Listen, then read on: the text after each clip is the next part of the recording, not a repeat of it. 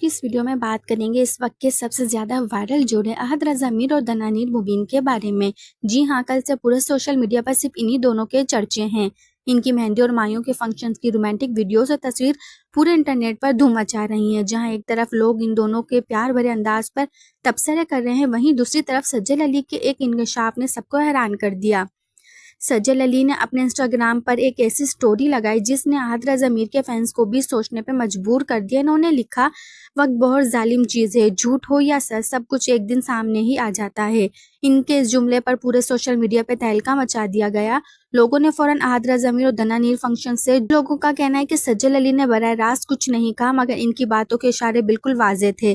دوسری جانب دنانیر مبین احد رضا میر کے فیملی فنکشنز میں مسلسل نظر آ رہے ہیں اور دونوں کی جوڑی پر لوگوں نے تنقید بھی شروع کر دی ہے۔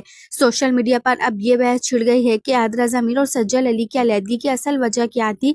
کیا واقعی دنانیر مبین اس معاملے میں کوئی کردار تھا؟